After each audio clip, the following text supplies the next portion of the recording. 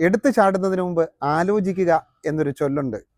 പലപ്പോഴും നമ്മളിൽ പലരും പല അബദ്ധത്തിലും ചെന്ന് ചാടുന്നത് അധികം ആലോചിക്കാതെ എടുത്ത് ചാടിയത് കൊണ്ടാണ്. അപ്പോൾ ഏത് തരത്തിലാണ് നമ്മൾ ആലോചിക്കേണ്ടത്, നമ്മുടെ ആലോചനകൾ എങ്ങനെയായിരിക്കണം എന്ന് വ്യക്തമാക്കി തരുന്ന ഒരു കഥയാവട്ടെ ഇന്ന്. ഒരു അമ്പല കാളയുണ്ടായിരുന്നു. അമ്പലക്കുളത്തിൽ കുളിക്കാൻ ചെല്ലുന്ന എല്ലാവരും ഈ കാളയുമായി നല്ല സൗഹൃദത്തിലായിരുന്നു. ഒരു മനുഷ്യന് ഈ കാളയോട് വലിയ ഇഷ്ടമായിരുന്നു. അയാൾ എന്നും കാളയെ 10-15 മിനിറ്റ് ലാളിക്കുകയും ഓമനിക്കുകയും അതിനോട് കൗതുകം സംസാരിക്കുകയും ഒക്കെ ചെയ്യുമായിരുന്നു. അങ്ങനെ ഒരു ദിവസം അയാൾ ഇങ്ങനെ ഈ മനോഹരമായി വളഞ്ഞ 2 കൊമ്പുകളാണ് ഈ കാളയ്ക്കുണ്ടായിരുന്നത്. അയാൾ രാവും പകലും ആലോചിച്ചിരുന്നു, എങ്ങനെ ഈ കാളയുടെ കൊമ്പിനിടയിലൂടെ എൻ്റെ ശരീരം ഒന്ന് കടത്തിയാൽ എങ്ങനെയിരിക്കും. അയാളൊരു 2-3 മാസം ഇത് തന്നെ ആലോചിച്ചും ആ കാളയെ ലാളിച്ചുമിരുന്നു. ഒരു ദിവസം അയാൾ പതിവിലധികം കാളയെ ലാളിച്ചു.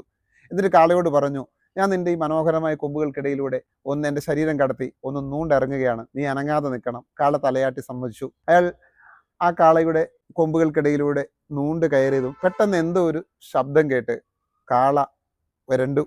കാള വരണ്ടതും ഇയാൾ ആകെ പരിഭ്രമിച്ച് ഇറങ്ങാൻ തുടങ്ങിയ ഇയാളുടെ വെപ്രാളം കണ്ട് കാളയ്ക്ക് വീണ്ടും പരിഭ്രമം കൂടി. കാള ഇയാളെയുമായി അതിലെ ഓടി. ഇയാളുടെ കാറിച്ചയും ബഹളവും കേട്ട് നാട്ടുകാർ ഓടി വന്നു.